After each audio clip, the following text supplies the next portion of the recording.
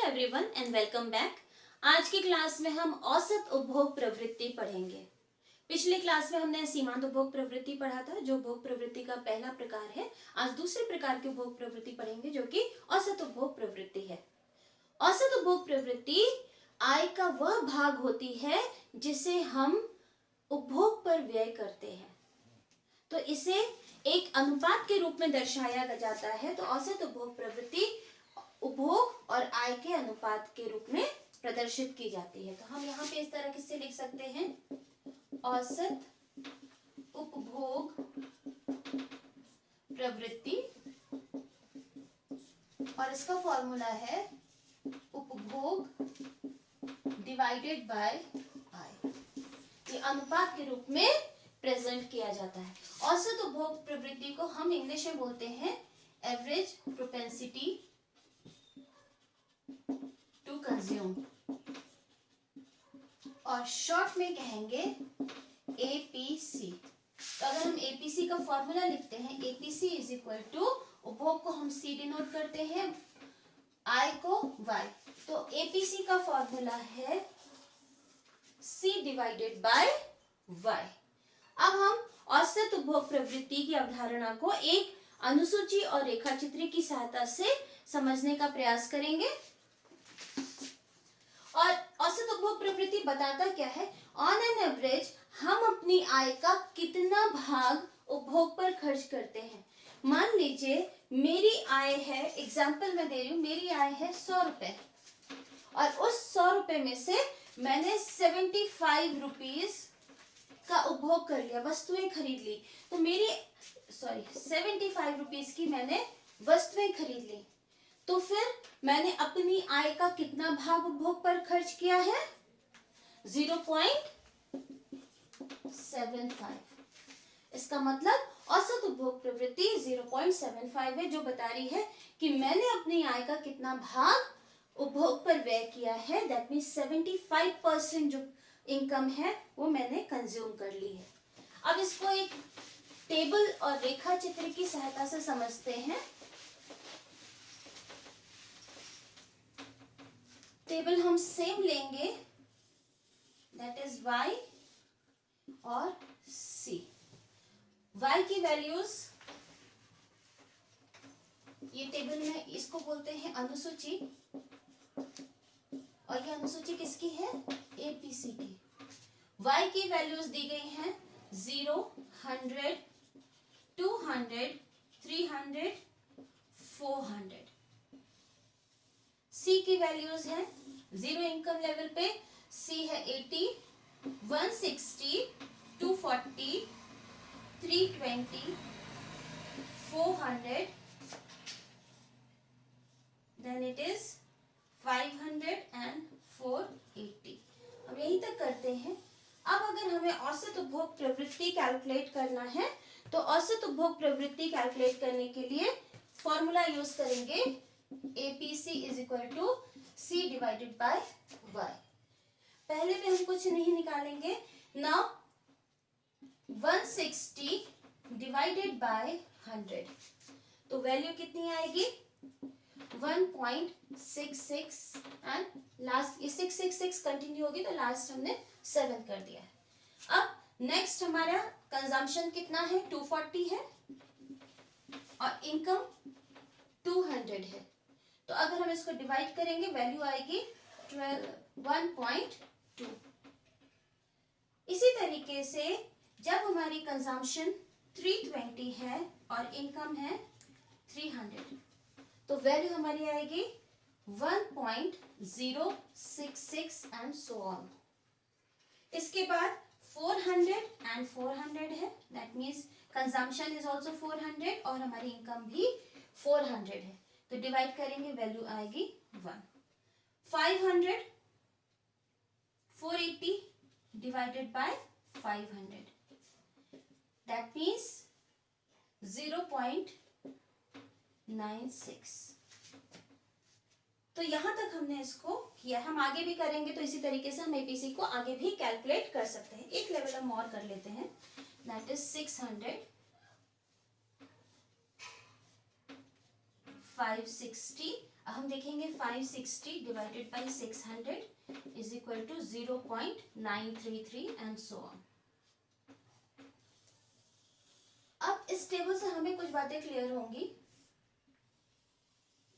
हम ये देख रहे हैं स्टार्टिंग में एपीसी यहाँ यहाँ यहाँ फर्स्ट 3 जो हमारे इनकम लेवल है, दैट मीन्स जब तक हमारा कंजम्पशन इनकम से ज्यादा है तब तक हमारा एपीसी की वैल्यू ग्रेटर देन 1 आ रही है।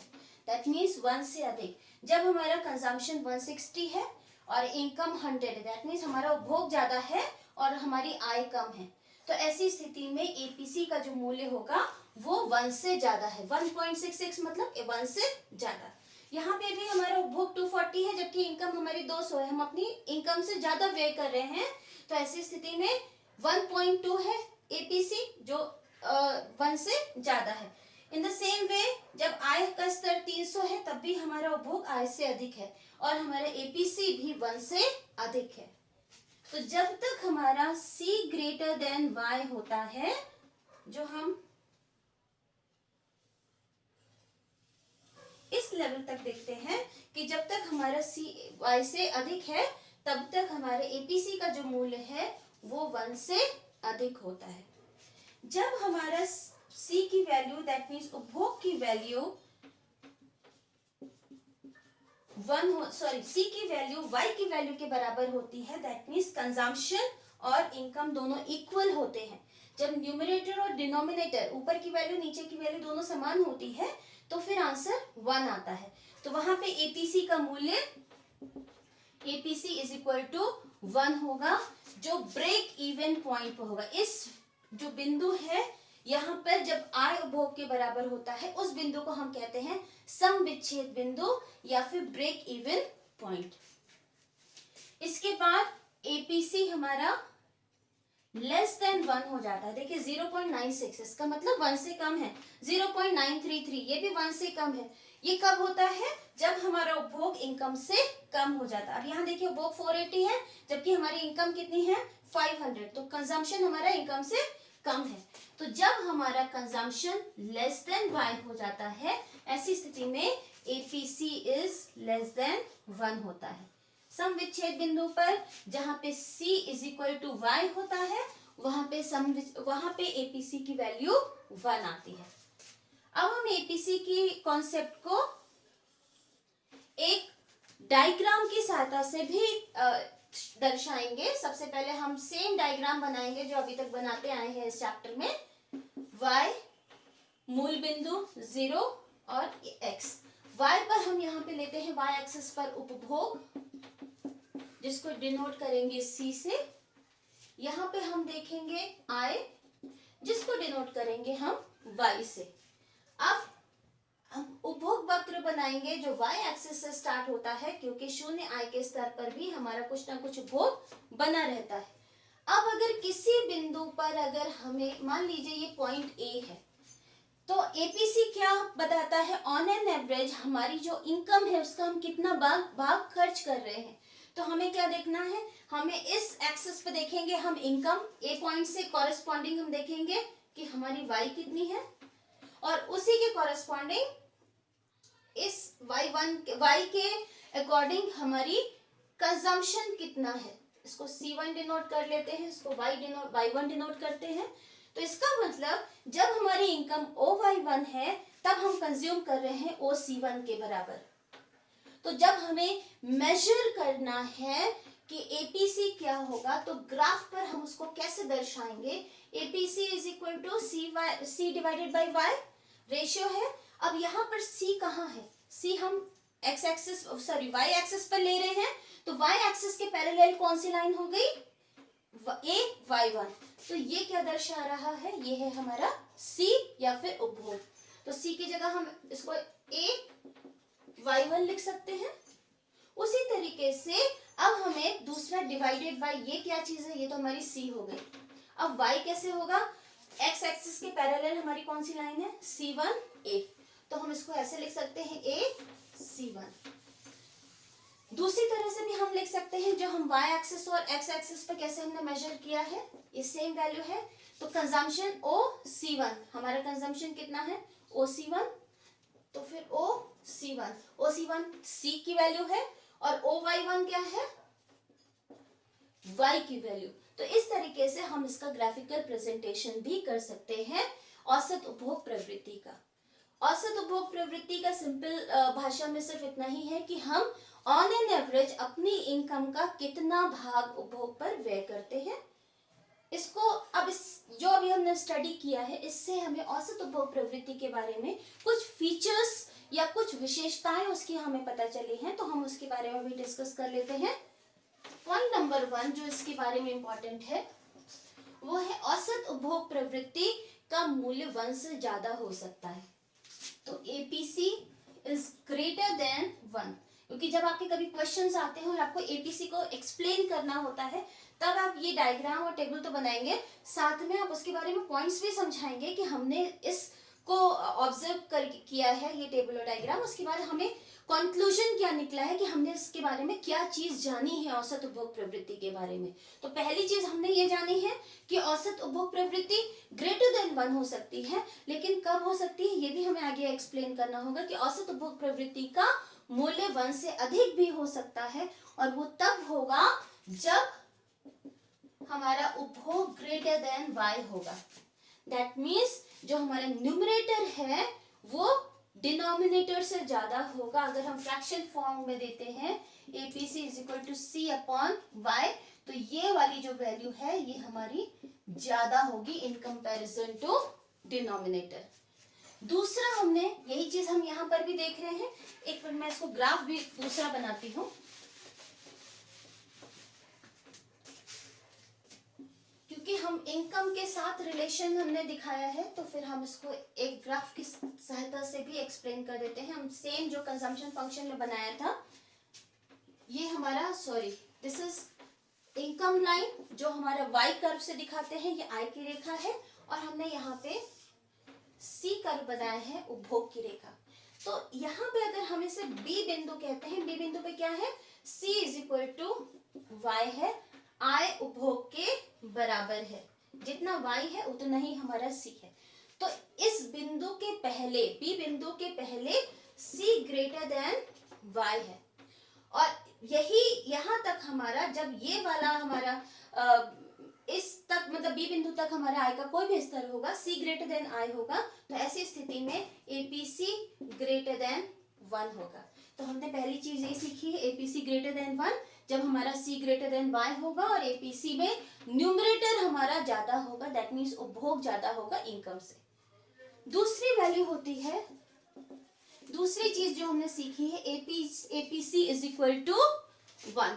ये कब होगा जब हमारा उपभोग I के बराबर होगा। इसको हम बोलते हैं सम विच्छेद बिंदु।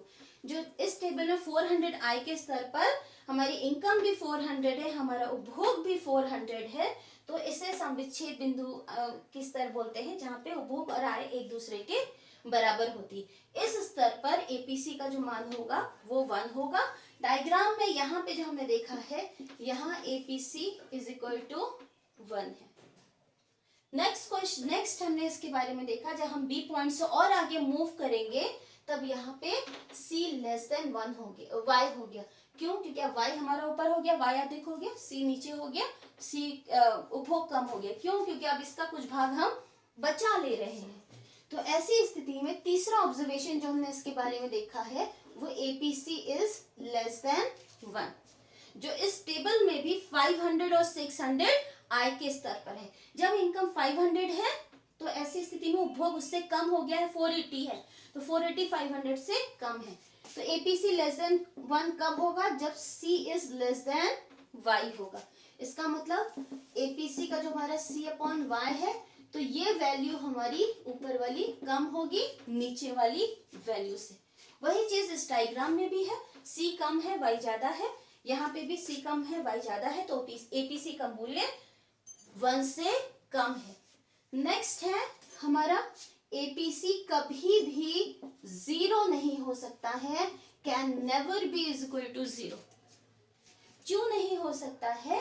क्योंकि हमारा उपभोग कभी भी 0 नहीं हो सकता है। क्योंकि अगर हमारा आय का स्तर 0 है तब भी हम कुछ ना कुछ उपभोग कर रहे हैं। ये वैल्यू 0 कब आ सकती है? अगर हमने एक C/Y लिया है, जब तक C 0 नहीं होगा, ऊपर की वैल्यू 0 नहीं होगी, ओवरऑल आंसर हमारा 0 नहीं आ सकता है। और ऊपर की वैल्यू C कभी भी शून्य नहीं होता है। हम कुछ ना कुछ उपभोग करते हैं सर्वाइवल के लिए, जिंदा रहने के लिए कुछ उपभोग करना जरूरी है। तो फिर इसीलिए एपीसी का मूल्य कभी भी 0 नहीं हो सकता है। दूसरी चीज, लास्ट पॉइंट इसके बारे में है, यहाँ पे इसको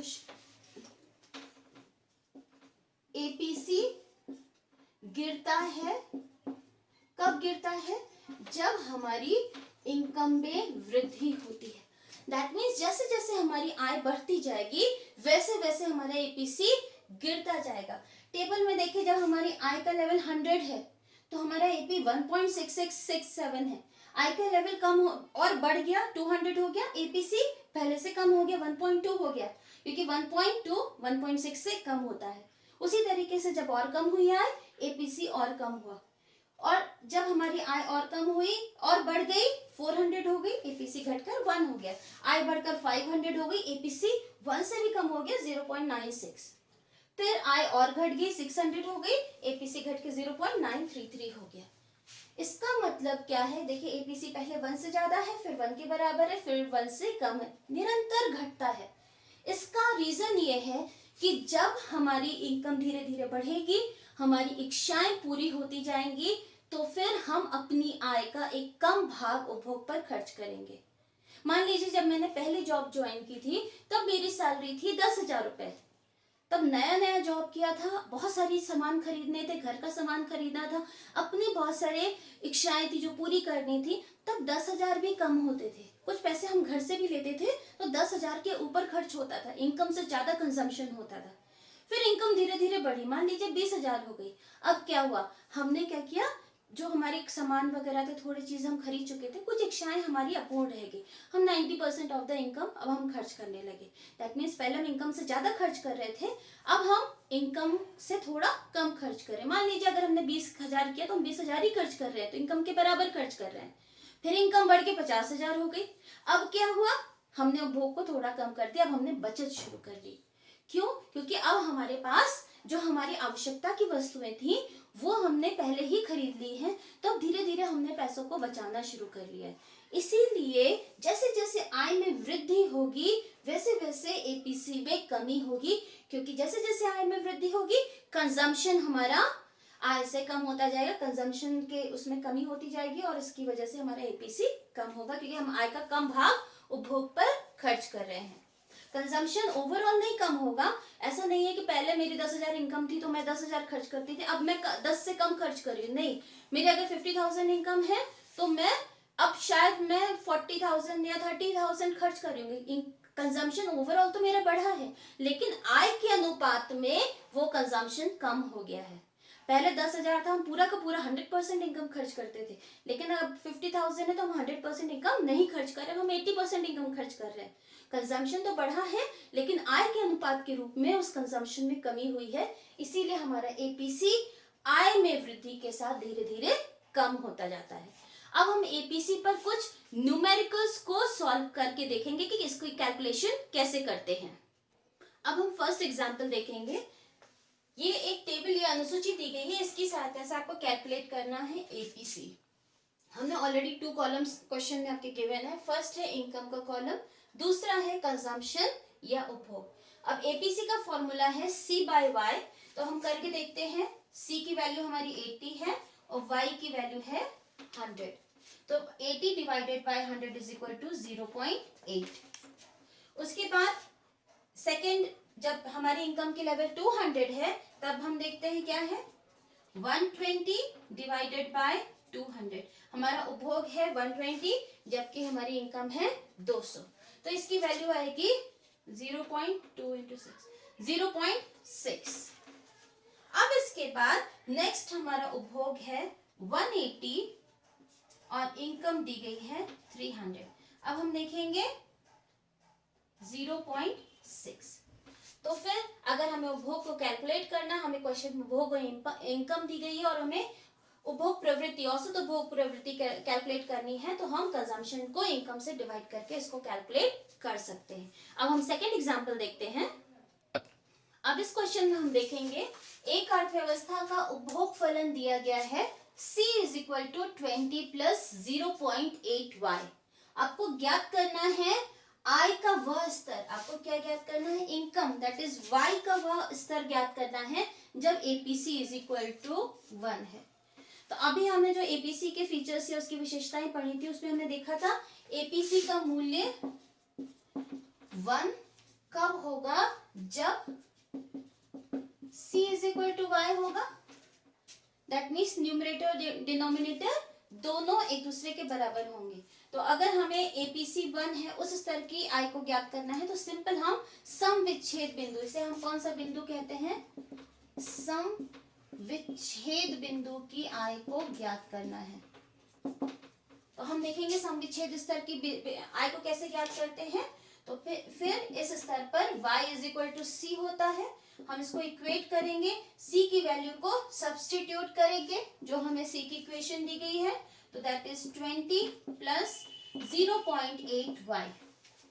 अब हम ये भी y वेरिएबल में दिया गया है और ये भी y में वैल्यू दी गई है, तो हम इस 0.8y को लेफ्ट हैंड साइड शिफ्ट करेंगे तो y 1y minus 0.8y is equal to 20। ये हमने 20 एज इट इज कॉपी कर दिया। अब हम 1y माइनस 0.8 करेंगे तो वैल्यू कितनी आएगी, 0.2y इज इक्वल टू 20 ना। अब हम क्रॉस मल्टीप्लीकेशन करेंगे, 0.2 को हम इधर लेके जाएंगे तो वैल्यू क्या आएगी, y is equal to 20 divided by 0.2। अब क्योंकि हमें यहाँ पे डेसिमल हटाना है डिनोमिनेटर में, तो न्यूमरेटर में हम एक 0 को ऐड करेंगे तो अब वैल्यू कैसे आ जाएगी, y इज इक्वल टू, यहाँ पे एक 0 ऐड किया तो वैल्यू हो गई 200, नीचे डेसिमल हटा दिया तो वैल्यू बची 2।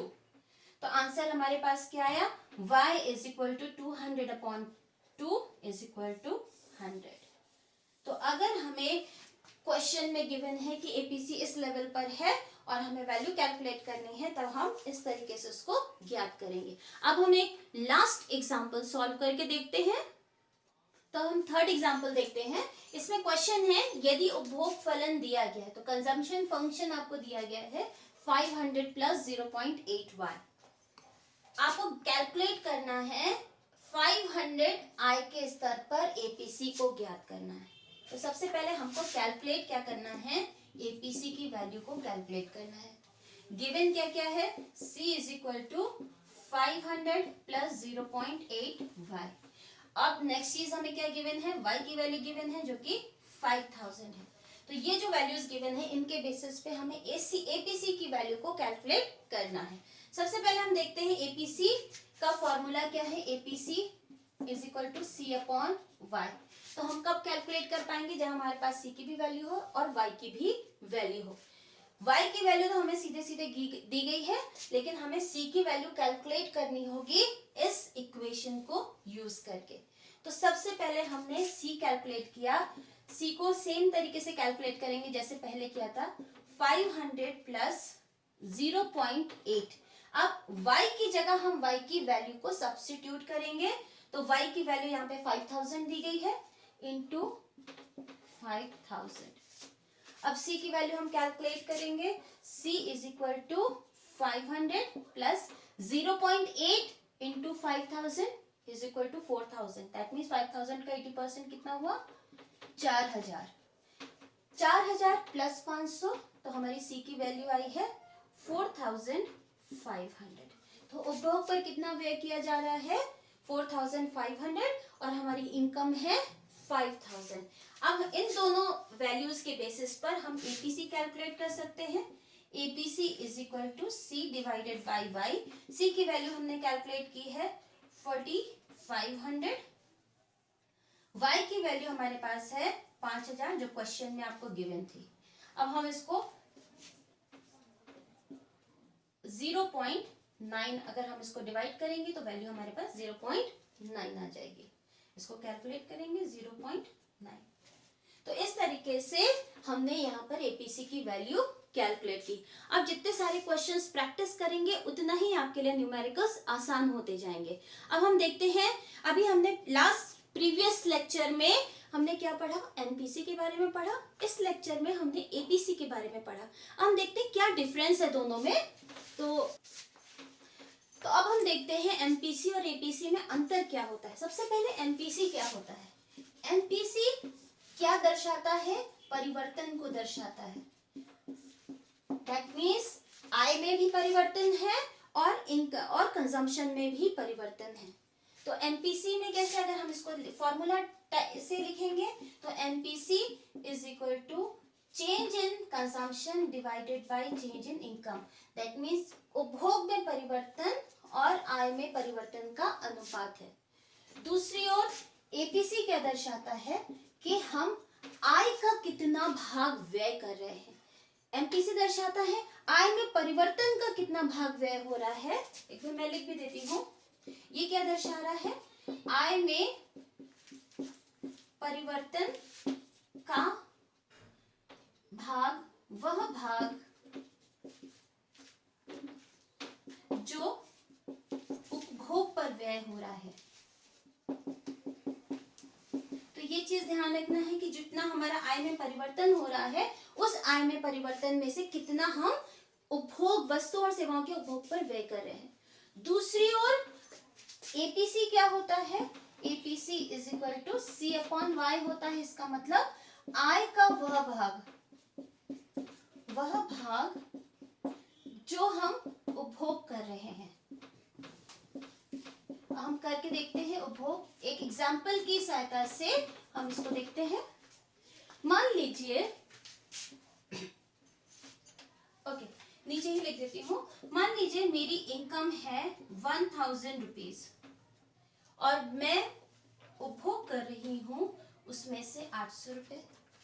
तो ऐसी स्थिति में अगर मेरी इनकम है 1000, कंज्यूम कर रही हूँ 800, तो अगर हमें एपीसी निकालना होगा तो एपीसी कितना होगा, is equal to 800 divided by 1000 is equal to 0.8।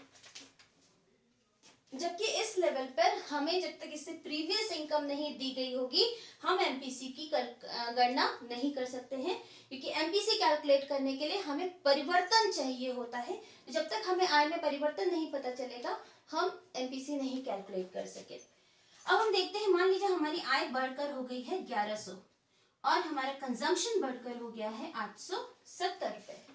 इसका मतलब क्या हो, अब हम एमपीसी को कैलकुलेट करने की स्थिति में है। अब यहाँ पे हमारी चेंज इन y की वैल्यू कितनी हुई 100 और चेंज इन c की वैल्यू कितनी हो गई है चेंज इन कंजम्पशन कितना हुआ 870 माइनस 800 इज इक्वल टू 70।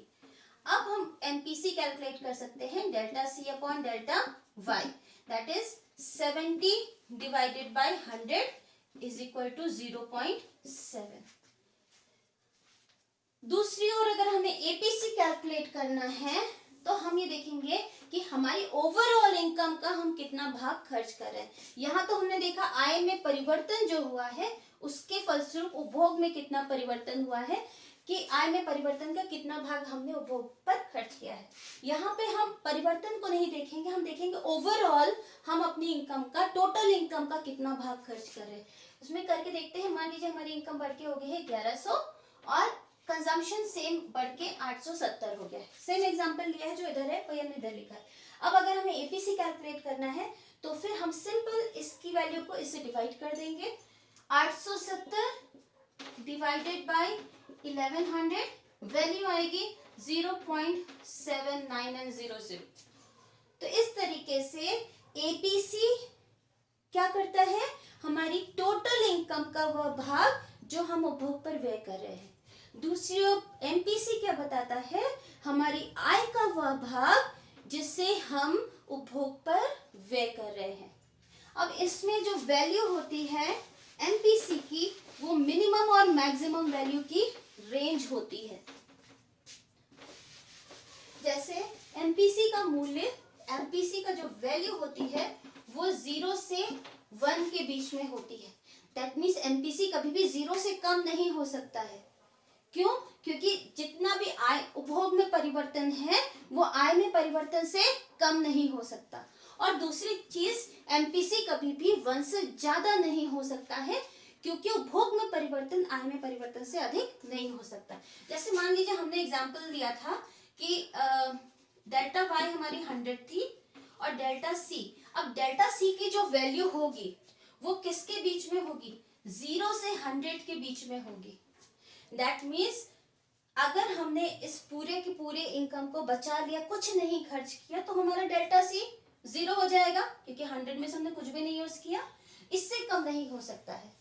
दूसरी चीज, अगर हमने यहाँ पर पूरी की पूरी इनकम को खर्च कर दिया, जितना हमारा डेल्टा वाई है उतना ही हमारा डेल्टा सी है, that means delta C is equal to 100 हो जाएगा। तो इस स्थिति में एमपीसी की वैल्यू 1 हो जाएगी। दैट मीन्स इससे ज्यादा हमारी एमपीसी नहीं हो सकती है। क्यों? क्योंकि हमारे उपभोग में परिवर्तन 100 से ज्यादा नहीं हो सकता। मेरी आय में परिवर्तन 100 रुपए हुआ है, तो मेरे उपभोग में परिवर्तन 100 रुपए से ज्यादा नहीं होगा, क्योंकि हम ये देख रहे हैं हमने इसका कितना भाग खर्च किया है, तो इसमें हम 100 से ऊपर नहीं जा सकते हैं। तो अगर हमने मैक्सिमम 100 खर्च किया तो एमपीसी की वैल्यू 1 आएगी। अगर कुछ नहीं खर्च किया है तो फिर एमपीसी की वैल्यू 0 आएगी। जबकि दूसरी ओर एपीसी की वैल्यू जो है ग्रेटर देन 1 भी हो सकती है, जबकि एमपीसी की कभी भी 1 से ज्यादा नहीं हो सकती। तो एपीसी जब सी से ज्यादा होगा तब ग्रेटर देन 1 भी हो सकती है। तो इस तरीके से हमने ये देखा कि एपीसी और एमपीसी के बीच में क्या डिफरेंस है। आज की क्लास में बस इतना ही। हम नेक्स्ट क्लास में नेक्स्ट टॉपिक के साथ मिलेंगे। Thank you so much.